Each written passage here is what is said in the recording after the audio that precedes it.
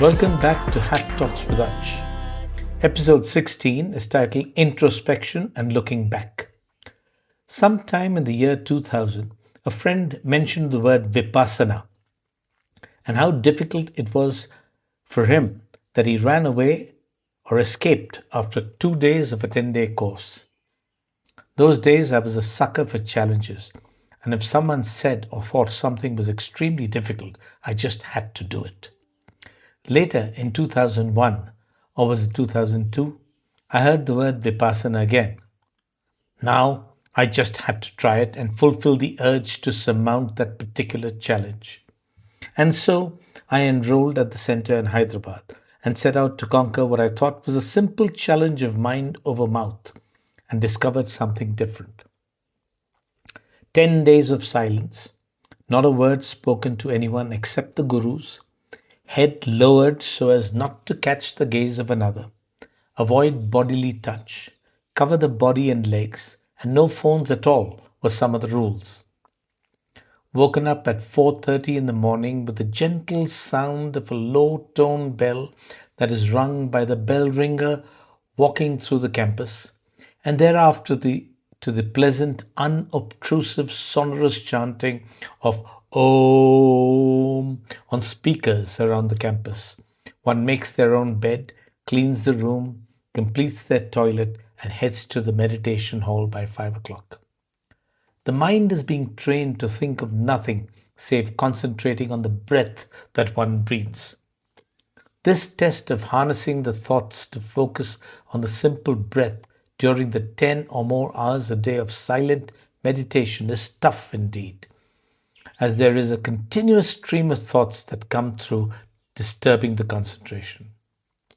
While every evening we sit in front of a television to listen to a recording by the late Sri Goenka, the Guru, over the first 5 or 6 days, the challenge to control the mind is enormous. The flood of thoughts in one's life that flash by bit, are in a way an introspection that results in general cleansing, resetting, and good housekeeping of the mind. This exercise has reactions which manifest differently for different people. During this exercise, some of us don't get any sleep for several days. And yet, when I look at my face in the mirror at 4:30 in the morning, I see a fresh, untired, clean face staring at me. How is this possible? I haven't slept a wink for 4 days. Had extremely limited and light meals like some popcorn and banana for dinner. And yet I look fresh. The goodness and benefits of meditation. By day 5, 6, or 7, depending on how much cleansing one is able to do by way of introspection, slowly there is clarity, and the mind, which as Sri Goenka says is like wild horses that need to be tamed, starts settling down to focus on one's breath, the ins and the outs, the coolness of inhalation and warmth of exhaling. As we conquer garbage in the mind and are able to begin concentration on the breath only, we are now aware of the movements of the abdomen and the chest with every inhalation and exhalation cycle, and a unique sensation is discovered. Soon one discovers under the instruction that we can control where that sensation travels around our bodies. And now the concentration is intense with absolutely no external noise. A wonderful experience. The only opportunity to test your voice is to approach the several instructors and teachers available during the meditation, pose questions and listen to them, retreating to your meditative posture and process soon after. 10 days of silence, and there is a flood of clean energy now with the mind purged of any previous garbage processing. To date, when I need some peace, I occasionally meditate, albeit for only about 10 minutes, and sometimes I try to just remain silent into myself and my thoughts. It helps to recharge, purge, and reset. Now, looking back, I am a senior citizen by definition, and that I suspect was the reason that I was given a present by my daughter-in-law, which was basically work to do. It entailed me answering questions posed every week for 52 weeks about my life. The idea of life in a book was apparently for me to document my life based on questions posed so that my granddaughter could read it at some later date. Now, this was an unexpected exercise that was not easy if one needed to be honest to the cause. Because it's not about just simply writing an answer to the question posed. For me, it was about pausing, transporting myself back in time to say when I was 5 years old and growing up, urging and goading the mind to travel years back to recollect my thoughts then and how I think today and the change over the years. It took some time and sometimes the whole week between questions to answer. We often overlook and never notice things that helped shape us into who we are. For instance, when questioned about nature, I now realize that it was that being close to nature while at boarding school, allowed to explore the forests, the streams, playing with grass snakes after overcoming initial fear, picking up tadpoles in streams, or watching what we called ABCD beetles skimming across pools of water thanks to what we learned later was surface tension, played a major part in my love for nature and enjoying the outdoors. Of course, being a mariner later in life and ensconced as a speck on the oceans of the world and at the mercy of nature, one also learned to respect, appreciate, and be in awe of the natural ecosphere with no human intervention.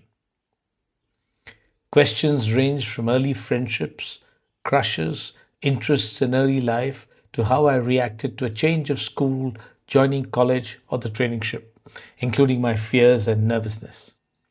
How did I choose my profession and what were the reasons? All these required me to travel back in time, think, and write. We go through life without a pause. The mind is always engaged on tomorrow. And so, this was a different trip for me about yesterday and the days gone by. Did we, or if we did, how were birthdays and festivals celebrated? Life and relationships with siblings then and now, and to explain how we saw our parents and if there were any lessons. Looking back 50 to 60 years, I discovered my views on many aspects had matured to understanding the other person, their reactions, appreciating the time spent in those days, the communications as also on the holidays. More than just the strictness of regimen or occasional aloofness of the pater, I could now see a different person whom my heart softened to. Questions on relatives who we were close to, my first job, my first sweetheart, marriage, my travels, and my learnings from life gave me an opportunity to revisit them, introspect, and give them their due weight in my development and my evolution into who I am. About children and my views on bringing them up, my successes and my failures, my highs and lows in life, my thoughts on friendship, management, and leadership, what my happiest achievements were at work, proudest moments, and so on. You get the drift. But for me, this trip down memory lane of life where we discover we have lots of thoughts suppressed now opened up and are now viewed differently with better understanding. Small moments when one was probably 8 or 10 years old bring a smile now. Some recollections bring a small tear and a lump in the throat. But when asked to confess for a project such as this, one has to be honest to yourself. And so I wrote of what I thought of that at the time, but more about how I interpreted things now, looking back. I probably answered 40 to 44 of the 52 questions, and on completion of the exercise, with the flow that started, I could easily have done another many. On completion of the exercise, I somehow felt lighter overall. And the best part is, I didn't blame anyone nor feel any remorse for anything because I saw things differently now and probably clearer from another point of view. I do hope that the book is finally shared with the whole family. So, in general, if you need some peace and cannot meditate, just go silent for 48 hours with minimal interaction. Take walks during the Maun Vrat period and you will find some peace and a more tranquil mind. Even my spouse over the last 5 or 7 years recognizes my state when I get that way and lets me be, for which I am grateful.